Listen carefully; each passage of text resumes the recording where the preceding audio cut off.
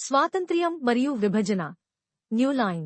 భారతదేశం ఆగస్టు 15, 1947న స్వాతంత్ర్యం పొందింది. కానీ దీనితో పాటు ఉపఖండం భారతదేశం మరియు పాకిస్తాన్లుగా విభజించబడింది. దీని ఫలితంగా విస్తృతమైన స్థానభ్రంశం మరియు హింస జరిగింది. New line. సంస్థానాల ఏకీకరణ. కొత్తగా ఏర్పడిన దేశంలో 500కు పైగా సంస్థానాలను ఏకీకృతం చేసే సవాలును భారతదేశం ఎదుర్కొంది. ఈ ప్రక్రియలో చర్చలు మరియు కొన్ని సందర్భాల్లో సైనిక చర్యలు కూడా ఉన్నాయి. రాజ్యాంగ చట్టం.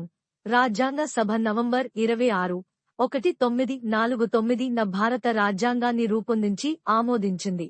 ఇది జనవరి 26, 1950 నుండి అమల్లోకి వచ్చింది. నెహ్రూ నాయకత్వం.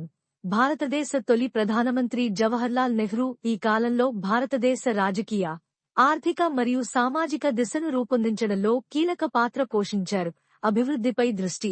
ప్రభుత్వం పారిశ్రామికీకరణ, మౌలిక సదుపాయాల అభివృద్ధి మరియు సామాజిక సంస్కరణలపై దృష్టి సారించింది.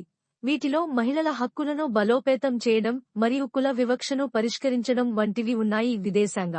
అమెరికా మరియు కూటమిల నుండి తన స్వాతంత్ర్యాన్ని కాపాడుకోవడానికి భారతదేశం అంతర్జాతీయ వ్యవహారాల్లో అలీన విధానాన్ని అవలంబించింది. కమ్యూనిస్ట్ పార్టీ విభజన. 1964లో భారత కమ్యూనిస్ట్ పార్టీ సిపిఐ లో ఒక పెద్ద చీలిక సంభవించింది. ఇది భారత కమ్యూనిస్ట్ పార్టీ మార్క్సిస్ట్ స్థాపనకు దారితీసింది. నెహ్రూ మరణం. 1964లో ప్రధానమంత్రి జవహర్లాల్ నెహ్రూ మరణించారు మరియు లాల్ బహదూర్ శాస్త్రి ఆయన స్థానంలో వచ్చారు.